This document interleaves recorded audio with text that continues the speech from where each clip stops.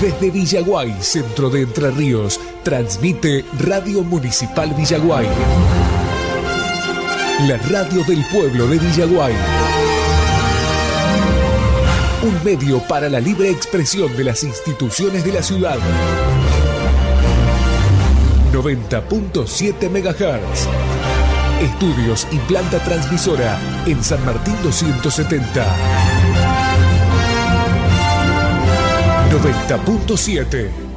Una señal por nuestra identidad, por nuestros derechos, por nuestro corazón montielero. 90.7. Radio Municipal. La radio del pueblo de Villaguay. Avanzar como se puede. Hola, buenas tardes. Bienvenidos a todos nuestros oyentes. Espero que estén muy bien. Estamos acá en los estudios de la radio municipal con mi compañera. Buenas tardes, acá estamos con voces que acompañan. Así es, arrancando otro programa. El nuevo programa con muchas sorpresas. Sorpresas para hoy, sí. Así que bueno, en el transcurso de esta hora se van a ir enterando y lo vamos a ir charlando. Ajá. Vos sabés que tengo una duda que me da vuelta en la cabeza estos días.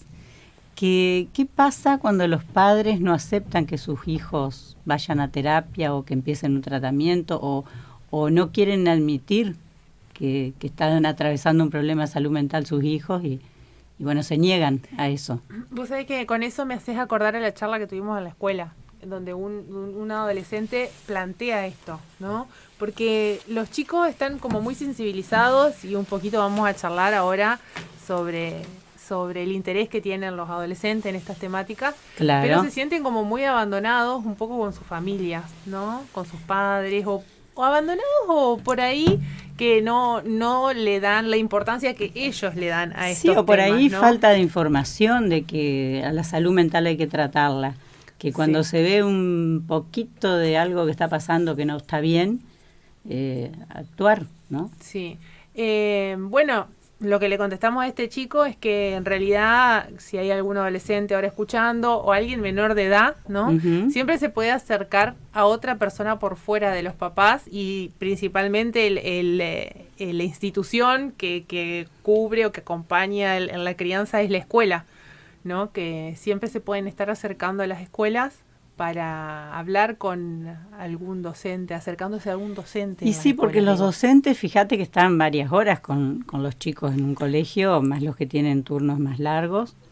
Terminan siendo como referentes adultos de confianza, los tutores.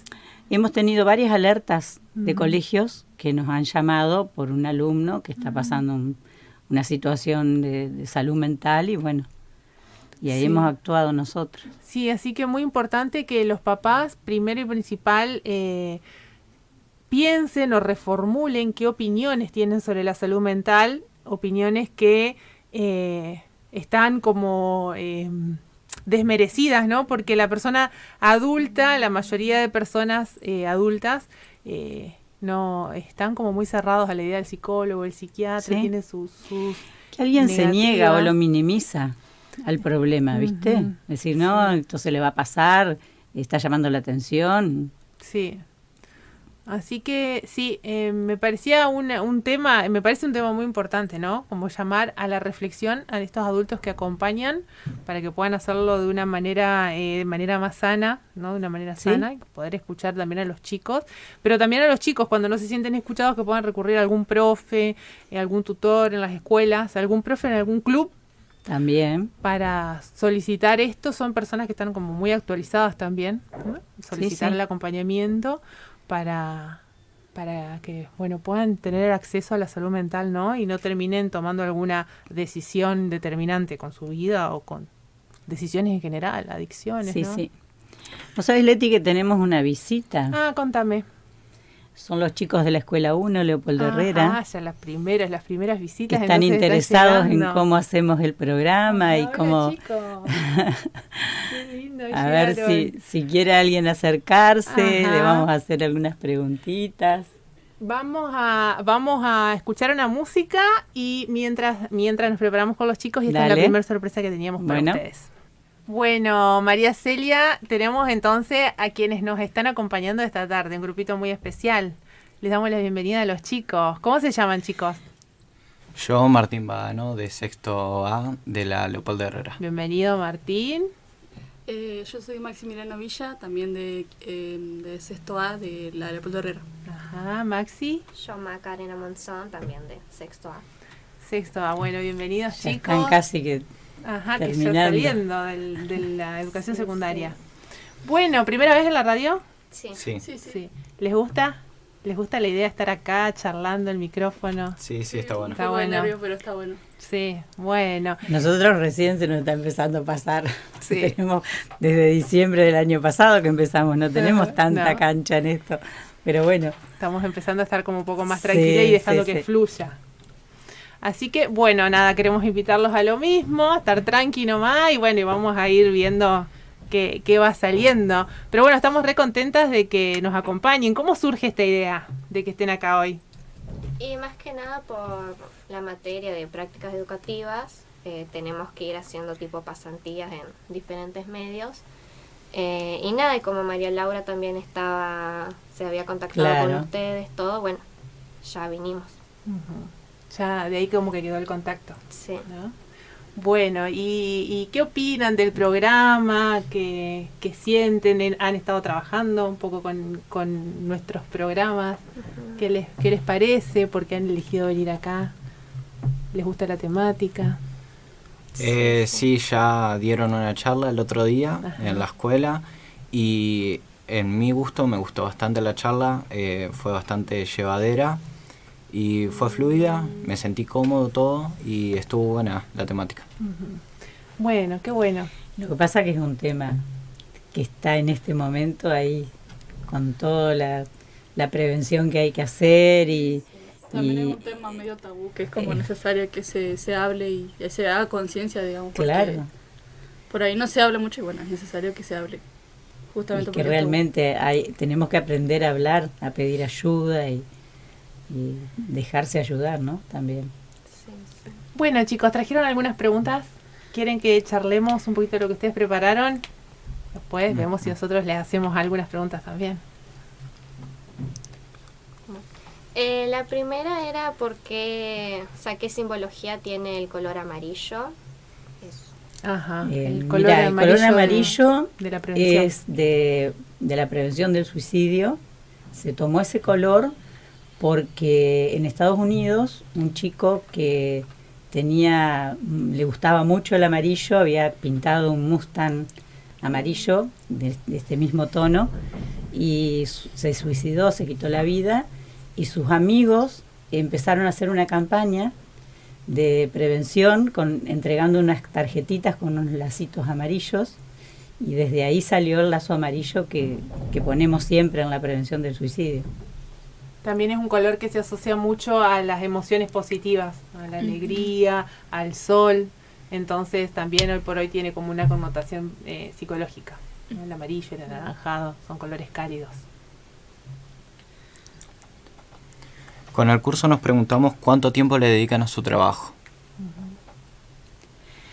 Y bueno, yo que estoy a cargo del área, voy a la mañana, 8 y pico, hasta las 11, 12, o si no, como trabajo con turnos, dando turnos, bueno, si la persona puede ir de mañana, si puede ir de tarde, en realidad estoy disponible a toda hora, con Ustedes el teléfono contestando los mensajes, los pedidos de ayuda son a la línea, entonces la persona llama y yo le doy un turno. Si es una urgencia, bueno, ya, vamos y te atiendo. Y si no, bueno, se puede dar para el otro día. Si está libre, si estoy libre también, porque también atienden los psicólogos, los psiquiatras, entonces por ahí está ocupado el consultorio. Pero por lo general yo lo atiendo enseguida cuando piden. Bueno, en mi caso yo no solo me dedico al área de suicidio, sino también trabajo en discapacidad. Así que vamos ahí haciendo que encajen los horarios para poder cumplir, ¿no? ¿Qué te motivó, María Celia, a hacer este tipo de activismo y este tipo de como de charlas, digamos, Y bueno, mira, yo en el 2021, el 4 de marzo, mi hijo se quitó la vida. Entonces yo me empecé a interiorizar en lo que era suicidio, salud mental, porque hasta ese momento a mí la palabra suicidio no se me cruzaba por la cabeza. Sabía lo que era un suicidio, pero no pensé nunca que Rodri iba a llegar a eso, por más que yo sabía que le estaba pasando una depresión, pero bueno, ya es el último extremo que uno llega para quitarse la vida, ¿no? Sí, tal cual. Que una persona que se quita la vida no quiere dejar de vivir, sino dejar de sufrir. Entonces, bueno, yo empecé a fijarme, a ponerme, a interiorizarme en lo que era salud mental, suicidio, depresión, y empecé a escribir en mis redes, en Instagram, en Facebook, y bueno, como Adrián Fuertes me leía, me llamó un día en febrero del año pasado, que si yo quería hacerme cargo y que iba a poner esta área en el edificio de la Delfina para que las personas que le estén pasando mal puedan llamar y recibir la ayuda que necesitan. Entonces, por eso, la primer charla es conmigo, que los entiendo perfectamente lo que les está pasando y creo que estoy capacitada como para aconsejar a una persona en esta situación. Y bueno, y después pasa inmediatamente a los psicólogos y al psiquiatra. Pero bueno, eso fue. La causa fue el suicidio de mi hijo. Y esto, o sea, ustedes estar las 24 horas, bueno, o el horario que tienen, les debe afectar. O sea, mira, yo lo tomo como que estoy ayudando, que me enfoqué en que estoy brindando una ayuda. Entonces, bueno, no lo siento como que me afecte. Trato de decir, bueno, la persona que está sentada frente a mí, bueno, podría ser mi Rodri. ¿Entendés? Entonces, bueno, es como decir, estoy para ayudarte, para escucharte, y me hace sentir bien eso, brindar esa ayuda.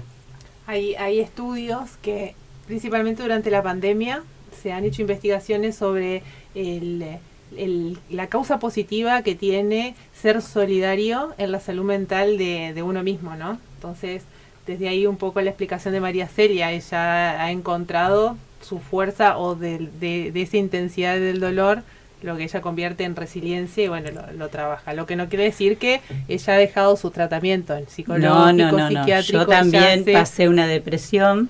No, obviamente. Que pasé, no solo por Rodri, sino que tuve, bueno, un cáncer de mama y caí en depresión. Pasé 7 años haciendo tratamientos y no salí adelante hasta que me interné en el bienestar mental del Sanatorio Adventista de Puiggarí, y ahí me dieron justo con la tecla, con la medicación que yo que necesitaba en ese momento, y bueno, ya hace 6 años, en septiembre de este año van a ser 7 años, porque fue en el 2019, y a partir de ahí yo empecé con mi medicación, tomarla como me la dieron, por ahí me la han regulado, me la han bajado un poquito, pero bueno, es lo que a mí me sostiene. Y por eso te digo, los entiendo perfectamente, una persona que se sienta enfrente mío y me dice no puedo más, porque yo también lo viví. Entonces, bueno, y te puedo decir ahora que yo me siento sostenida por esa medicación y bueno, y la terapia también. Ahí encontramos el equilibrio, ¿no? Como para no caer en otro punto y el desgaste por empatía, que es otra de las patologías, o el burnout, es cuando uno siente demasiado por el otro, no tiene el equilibrio, el punto medio, ¿no? Bueno, ya está acompañada desde ese lugar. ¿Cómo es el proceso que ustedes usan para que una persona se sienta mejor y cuánto tiempo lleva? Como psicólogos decís vos, ¿cómo es el proceso? ¿Cuánto tiempo? Sí, en lo que sería su área. En el área completa. Exacto. Nosotros tenemos, nuestro abordaje empieza con María Celia. Ella es quien recepciona y ahí ya baja bastante la intensidad de la angustia de la persona que ha ido a consultar. Inmediatamente, casi una semana después, ya hay turnos con psicólogos. Con una admisión. Con una admisión con psicólogos, para que bueno, nosotros veamos y hagamos un plan de acción más profesional sobre qué es lo que recomendamos. Muchas veces recomendamos psiquiatra, muchas veces no recomendamos psiquiatra y empezamos con la terapia, ¿no? Hay trastornos un poco más fuertes que necesitan un acompañamiento, una medicación más química para los químicos del cerebro, pero hay otros que no. Entonces, bueno, vamos trabajando en función de lo que la persona o la intensidad de la angustia que la persona trae. Entonces, si la persona está muy angustiada y cuesta, tiene pensamientos muy intrusivos, tenemos sesiones semanales un poco más estiradas, y si la persona empieza con las herramientas que vamos brindándole en las primeras terapias, ya después del mes empezamos a trabajar de manera quincenal, más que nada porque también es un lugar público gratuito y tenemos mucha demanda. Se ha complicado mucho. Vamos también acompañándonos con los talleres. Sí. Los talleres de pintura, taller de huerta. A veces, claro, la persona también se siente acompañada por la amistad, por otros vínculos, y también hace que se sostenga más el tratamiento y el abordaje es integral. Pero igualmente nosotros empezamos siendo área de recursos para la prevención del suicidio y la salud mental, y de acuerdo a lo que se empezó a completar los turnos, a desbordarnos con la gente que venía, que era mucha, nos enfocamos exclusivamente en ideación suicida. O sea, ahora nosotros primero, cuando yo los recibo, ya les pregunto directamente si ha empezado a quitarse la vida. Por ahí me dicen, sí, lo pensé, pero ahora no. Entonces, bueno, ahí también entran los psicólogos a evaluar, y por eso la admisión de decir, es realmente un problema de prevención del suicidio lo que tenemos que hacer acá, o si no, también derivarlos al hospital, que también hay psicólogos, pero que pueden tratar otras temáticas, ¿no? Así es. ¿Cuáles son los motivos que ustedes consideran más frecuentes por los que una persona puede llegar a asistir al área a pedir ayuda? Y esto está relacionado un poco a la respuesta que dio Leticia. ¿Hay algún tipo de fármaco que sea considerado placebo y que se recete en algunos de estos casos? Placebo en realidad es un nombre que se le da a una medicación que no hace ningún tipo de efecto. Claro, exactamente, por eso. Por lo general, los placebos únicamente, te hablo desde mi lugar de psicóloga, no soy psiquiatra, okay. Entonces te voy a hablar sin la autoridad correspondiente, pero son más que nada administrados en estudios, cuando se está queriendo probar una droga y demás. En un tratamiento no conozco que se administren placebos como para dar a entender a alguien que está siendo abordada psiquiátricamente cuando no. Sería como una falta de ética. Desconozco, pero sí en las investigaciones sí se administran. Nosotros no. No, porque yo me imagino, ¿no?, desde mi punto de vista, que una persona que necesita la medicación no la podés estar dándole un placebo. No, igual creo que la pregunta va como más hacia el lado de la persona está fingiendo sintomatología, entonces claro. Se le da a entender que está tomando una medicación como para algo que no es lo que aparenta. Claro, así puede ser. Sí. No, por lo general no. En caso de detectar esto, no viene solo, sino porque por lo general vienen con trastornos de personalidad asociados. Entonces se trabaja desde otro lugar, lo que no quiere decir que no tenga un intento real de querer dejar de vivir, porque bueno, como hemos hablado en la escuela de ustedes, y también se asocia con tu primera pregunta, hay varias razones por las que una persona se quiere quitar la vida. Entonces hay medicaciones, hay trastornos que son más del área de lo psicótico, que son las esquizofrenias, por ejemplo. Después tenés otros que son trastornos de personalidad que van por otro lado. Entonces igual detectamos cuál puede ser la causa y le damos un tratamiento particular. ¿Sienten que las llamadas o casos de personas que quieren dejar de vivir ha aumentado durante este año? Y sí. ¿Cuántos vamos? Llevamos 275 pedidos de ayuda desde el 5 de marzo del año pasado. Y estos últimos días han sido más frecuentes los llamados, porque por ahí pasa que un día no me llama nadie. Pero este fin de semana yo no estuve en Villaguay y me llamaron 3 personas que hoy las fui a atender, por ejemplo. Porque me llamaron el sábado y le digo, bueno, el lunes llego y ya las atendí. Se va haciendo un timing igual de cuando uno llama por teléfono de la angustia que carga, ¿no? Entonces, si por ahí María Celia se hubiera dado cuenta que necesitaba una atención rápida, claro, ella se comunicaba con alguno de los psicólogos del equipo. Sí, porque ellas quedaron atentas que yo no iba a estar. Y les digo, bueno, yo lo atiendo al teléfono, me lo llevo, pero me comunico con ustedes inmediatamente. No eran casos muy urgentes, claro, pero bueno, necesitan también ayuda. Por eso la pidieron. Y por eso el timing. A veces hay una necesidad muy urgente que se percibe en la entrevista, por eso el oído clínico y demás que se va desarrollando, y a veces no, la persona ya con el haber pedido ayuda y ya sabe que la van a ayudar, ya afloja. le alivia. Porque una de las causas Sí, que llevan a una persona a querer dejar de vivir es el desamparo. No hay más, pero el desamparo. Y cuando ya deja de sentirse un poquito desamparada porque alguien te escuchó, un familiar, un docente, María Celia, ya baja la intensidad. Eso se va midiendo en las entrevistas. Sí. ¿Tienen otra pregunta? ¿Cómo está conformado el equipo del área? Bueno, estoy yo a cargo, que soy la coordinadora, que me ocupo de recibir las personas, de dar los turnos. También después que se empiezan a dar turnos, ya los siguientes turnos, porque se hace un tratamiento de terapia, sigue la persona atendida. Y después están los 4 psicólogos, que es Leticia Fernández, esta chica que tengo acá enfrente. Acá. Después está Jennifer Bertlame, Andrea Waltón y Máximo Monzón. Y después tengo la psiquiatra, que es Silvia Fernández. Somos los que trabajamos ahí. Siempre hay uno. Sí. Un día a la semana. Sí, un día a la estamos. semana, los psicólogos y Y la la psiquiatra, y bueno, yo todos los días. ¿Qué formación tenés vos, María Celia? Y Leticia, si tenés formación y en qué universidad estudiaste. No, yo tengo estudios primarios, secundarios, y empecé un profesorado, pero lo dejé. Y no tengo ninguna formación psicológica, nada más que lo que me tocó en la vida.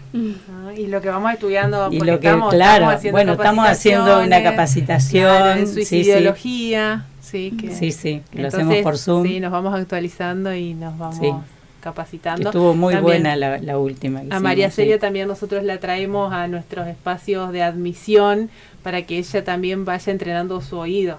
Entonces la vamos formando de esa forma también para que tenga no solamente la parte de experiencia, sino la parte profesional también.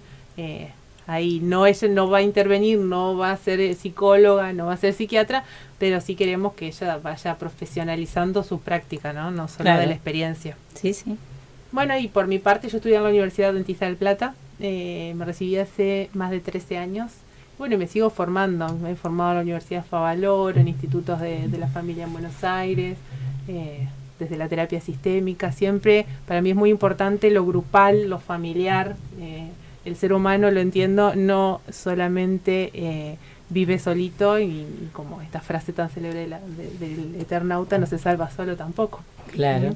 Entonces siempre es así, somos parte de un sistema. O el aula, o la familia, o el grupo en los talleres, tenemos talleres, entonces siempre esa es mi visión, ¿no? Holística, y por eso me formo desde ese lugar. Bueno, esto de no estar sola, vos consultás con otros profesionales. Sí. Yo empecé a trabajar en el área en octubre y estaba solamente, porque el área se funda en marzo con 2 psicólogas. Para octubre una deja, queda solamente Jenny. Y ingreso yo, y casi paralelo sumamos dos personas más, 2 colegas más. Muy poquito tiempo que estuvieron ustedes nosotras dos solas. Y ya noviembre ya empezamos con los 4. Sí, ahí nos apoyamos un montón, hacemos interconsultas, tenemos un grupito solo los 4 donde podemos charlar y hacer preguntas puntuales o sugerencias. Nos apoyamos un montón. Y bueno, esta semana van a tener una consulta entre psicólogos, psiquiatra. Abordamos a las familias. Y la mamá de uno de los chicos que ha llegado ahí. Por ejemplo, reuniones con psicólogos y psiquiatra. Sí. Esa articulación hacemos. Está la profe. ¿Cuál es el caso más complejo que tuvieron y cuál es el que más le afectó más a ustedes? Y complejos son todos, ¿no? Pero, por ejemplo, una señora que venía al área, estaba atendida en el área con psicólogo, con psiquiatra, y un viernes, me acuerdo, llegó al área, yo no estaba, eran las 2 de la tarde, me llamaron inmediatamente las chicas de ahí de la Delfina, que son las que están en la entrada. La chica estaba mojada entera y me dijo que había salido de la casa, había dejado el teléfono en la casa y había salido para irse al puente a tirarse que la lleve el arroyo. Inmediatamente la cargué en el auto y la llevé al hospital, y bueno, ella quedó internada en el hospital, pero bueno, tuvimos que estar nosotros con ella, atenderla, estaba muy desbordada, muy angustiada, no paraba de llorar. Entonces, bueno, eso, o sea, son casos y casos. Ese ha sido un caso más grave que lo que, bueno, por ella dice que cuando se estaba por ir para el arroyo, hizo varias cuadras y se volvió porque pensó en mí y llamarme, y bueno, me hizo llamar. Es muy muy loco que sea tan joven por ahí el área, y ya hayan habido tantos llamados por ahí, tantos casos, y solamente 275 es un montón, es muchísimo. Sí. Y bueno, también otra chica, es otro caso bastante grave, que llamó a la psicóloga un domingo a las 3 de la tarde y que estaba mirando la soga. Entonces, bueno, nos fuimos las dos, la buscamos, la llevamos al hospital, otra internación, porque eso es lo que hay que hacer cuando está en una crisis ya ahí muy a punto de quitarse la vida, o si encuentran a alguien que ha tomado mucha medicación, que ha ingerido mucho medicamento, entonces también directamente a la guardia del hospital, porque nosotros no tenemos una psiquiatra permanente ahí, cosa de que se le haga un abordaje, los mismos psicólogos tampoco están todo el tiempo, tienen sus horarios de atención.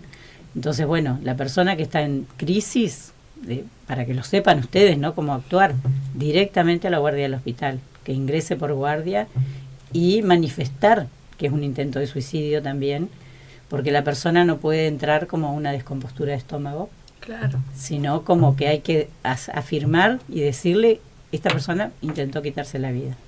Entonces la persona queda internada y se le hace por lo menos 2 días que quede, y bueno, lamentablemente en este momento no están saliendo con una terapia, con un turno para un psiquiatra, por más que estén internados por intento de suicidio, porque el hospital no contaba con psiquiatra hasta hace unos días. Así que bueno, eso. Bueno, ¿les queda algo más, chicos? La última era si tienen algún mensaje para los oyentes que capaz se están sintiendo mal o por las dudas. Bueno, lo que siempre decimos, que hablar salva vidas y que escuchar también. Eso creo que podemos sumar, sí, ¿no? Sí.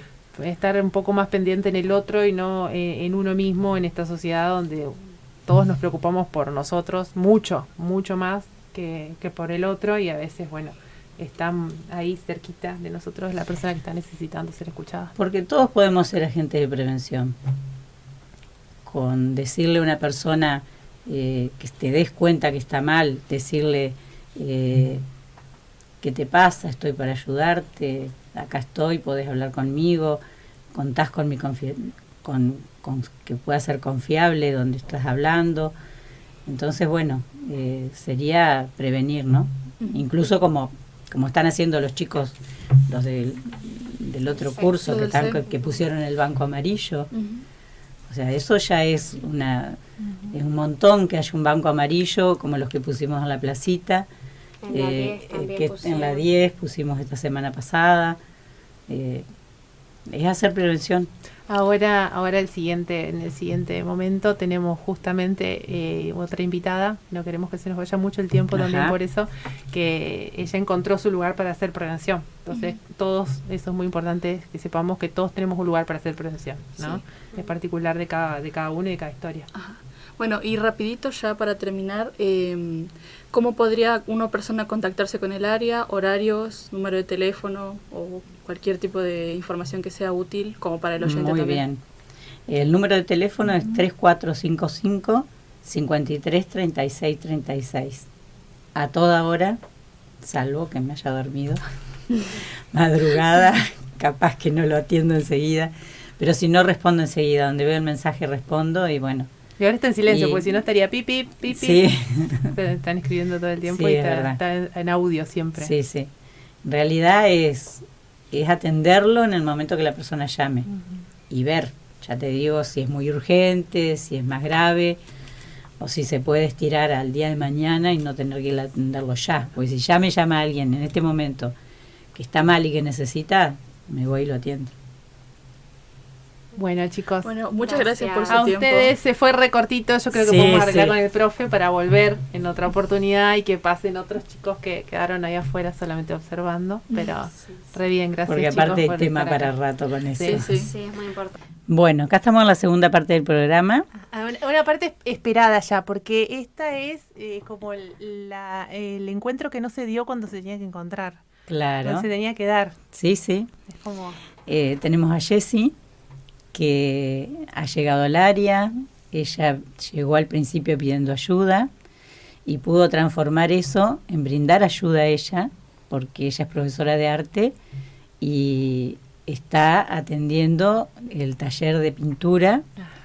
Y bueno, Es una de nuestras es talleristas. claro. De tanto bien que nos hacen los talleres en el área, ¿no? Y a nuestra gente que consulta. Bienvenida, Jessie. Hola, un gusto. Bueno, estoy ¿Cómo media estás? nerviosa. ¿Estás media nerviosa? Estoy media ¿Ya has nerviosa. estado en radio o no? No, la primera vez. Ah. Pero bueno. Bueno, mi nombre es Jessie, soy profe de artes y como dijo María, yo llegué el año pasado al área pidiendo ayuda. Yo tengo actualmente 25 años y bueno, toda mi historia en sí comienza cuando yo tenía 16 con el suicidio de mi papá. Y yo ahí estaba en secundario, entonces atravesé toda mi adolescencia, digamos, con eso. Y en ese momento, digamos, es como que yo guardé todo eso y seguí adelante, porque mi papá siempre me decía que tenía que estudiar, que me aconsejaba como a seguir adelante y a estudiar. Como no dándole mucha bolilla a lo que sentía, Claro, era sí, secundario sí, sí. eso. Sí, tal cual. Y bueno, termino el secundario, empiezo a estudiar el profesorado de artes y cuando termino de estudiar el profesorado es como que se apagan un montón de distracciones, digamos, que a mí me ayudaban a seguir adelante y en el momento Claro. fue frenar y encontrarme con todo eso que en su momento no quise tratar. Fue como que soy chica, salía con mis amigas, me divertía, era todo como buscar esa alegría, digamos, con cosas que... Tapando el dolor. Claro, exactamente. Y bueno, cuando pasa todo esto, que hay un parate en mi vida, digamos, bueno, llegó el momento de procesar todo. Claro. toda esta No era que historia. había desaparecido porque vos le Claro. dejaste de prestar atención. Era Claro, que estaba claro. ahí. Como que estaba guardadito para cuando yo me sintiera preparada de Sí. procesarlo. Sí. Y bueno, y llegó el momento y bueno, creo que cuando uno se atreve a procesar eso es porque ya tiene como el tacto de decir, bueno, ahora sí puedo procesar ciertos dolores, digamos, ¿no? Y bueno, yo ya había escuchado del área, yo había escuchado unos meses antes que recién habían comenzado con el área, y me pareció una idea genial, porque cuando pasa esto, digamos, en mi vida, ponele, mi familia no tuvo un recurso para ir al psicólogo o un acompañamiento, sino que entre nosotros, como pudimos, haciéndonos los Exacto. Se fuertes, acompañaron. sí, y seguir adelante. Y era como nadie se mostraba frágil, porque donde quebraba uno, quebrábamos todos. Sí. Y entonces hasta el día de hoy es como que nos acompañamos en eso. Pero ponele yo en el secundario, estaba como por un momento como que me sentía sola de que nadie entendía. O sea, el tema Entendía. suicidio no se tocaba. No, justo te iba a decir, Claro. un tema tabú, estamos hablando Claro. hace 10 años atrás, 11. Tal cual. Era un tema que no se tocaba, o sea, incluso a Mucho mí me daba, prejuicio. sí, me daba como cosa decir, ponerle en Mi la papá se escuela, suicidó. mi papá se suicidó. Incluso yo anoche hablaba con una amiga y le digo como que mi historia tiene todo que ver con todo y yo como que, gracias a Dios, como que siempre entendí que todo tiene un porqué, un para qué. Entonces como que lo tomé por ese lado y por eso hoy en día puedo estar donde estoy y como estoy, digamos, a pesar de... Y hace unos días fuimos a pintar un banco amarillo, que bueno, es una pregunta que estaba más adelante, pero fuimos a la escuela 10, que para mí fue muy emocionante porque anoche le decía a Ana Luz, una amiga, le digo, para mí fue como cerrar mi historia de adolescencia y iniciar una historia nueva. Uf, qué fuerte. Fue un montón. Porque Sí. ella estaba en la escuela 10 en Porque ese cuando momento. mi papá se suicida, yo estaba yendo a la escuela 10 y fue volver a la escuela, que yo pasé por un montón de escuelas en Villaguay y a las profes yo le decía el otro día a María José, le digo, para mí la escuela 10 fue mi escuela. O sea, la era- que te marcó. me marcó porque había un acompañamiento de los docentes donde ellos te escuchaban, te acompañaban, sabían de vos. Pasa esto de mi papá en marzo del 2017 Y yo no, como que fui derecho a cambiarme de escuela porque yo tenía el cementerio al lado, entonces era como un montón. Sí. Entonces decidimos con mi familia de que me cambiaba de escuela y me pasa esto de que yo no lo dije, no lo conté a la escuela. María José se enteró el otro día, Sí, el otro día. por Nunca mi boca. supieron. Se habrán ella enterado se por cambió. afuera. Se cambió nomás. Sí. Yo dije, mi papá falleció y tengo el cementerio al lado, pero nunca profundicé a eso. Pero no por dolor propio, sino que es re loco, pero yo sentía que, hablando bruscamente, traumaba a las personas. Entonces era como que, bueno, por vos no, por tu bien no te voy a contar. Pero sí, es re loco, pero como que siempre tuve ese tacto, digamos. Hoy en día poder contarlo es como entender, digamos, que es necesario hablarlo. Es muy necesario. Y contar tu historia te hace bien Sí. también. A mí, sí, Fue como que se juntó todo para que vos pidas ayuda. sí, literal. Se juntó Sí, todo y llegaste al área. ¿En qué fecha? Y más o menos yo no me acuerdo si fue junio, no me acuerdo. Mayo, creo. Mayo, junio. Mayo. Sí, Sí, mayo vos me hablaste por primera vez. sí. Y bueno, yo ahí ya Va a ser estaba... un año ahora. Sí, sí, Ujú. sí. Yo ya había empezado a trabajar.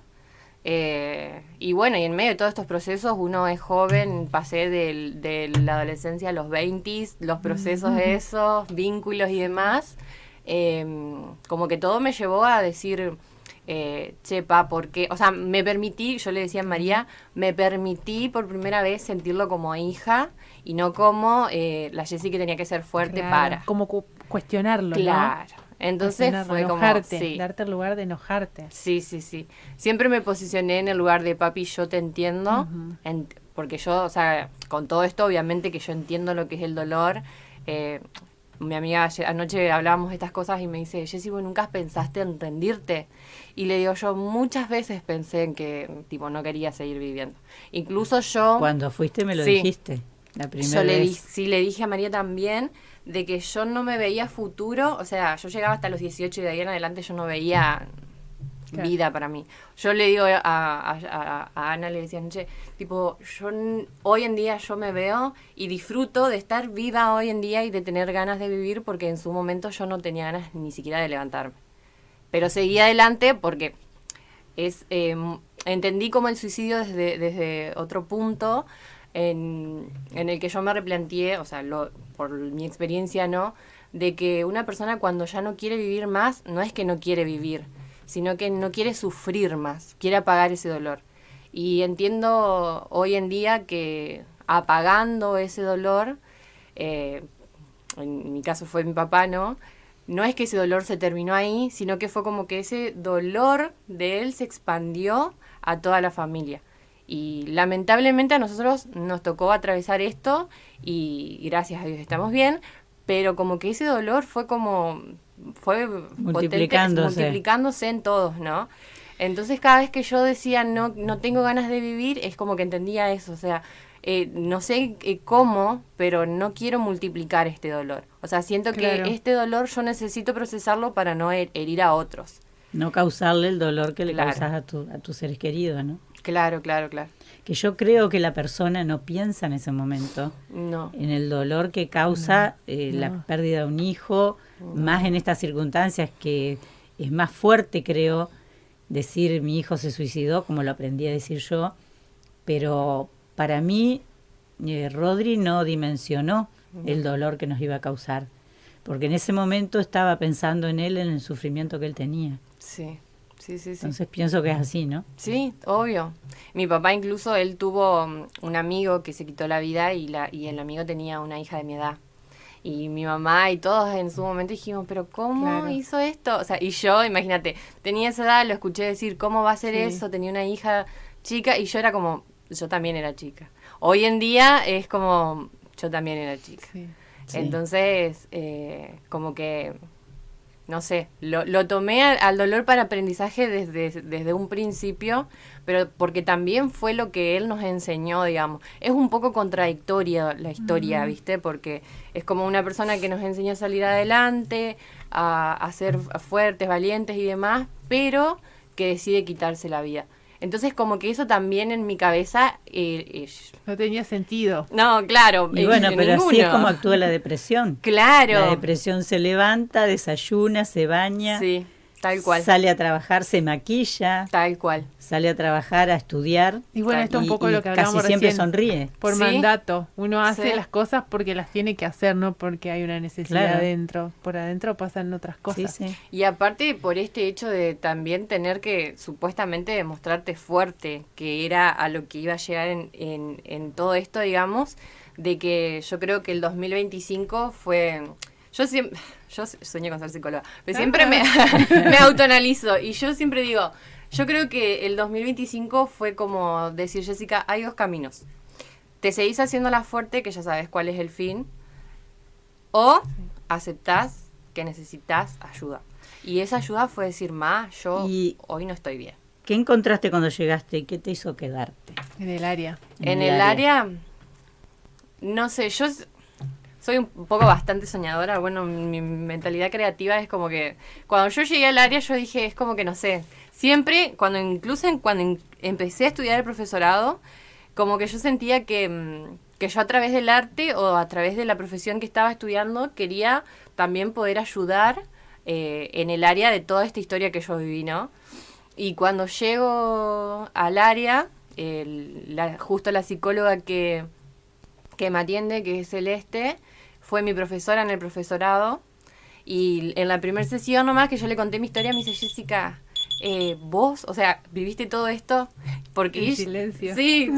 ¿Cuándo lo viviste? Sí, te juro, porque ella como que me veía en el profesorado y yo soy esto, digamos, como que yo trato de hacer reír a todo el mundo y demás.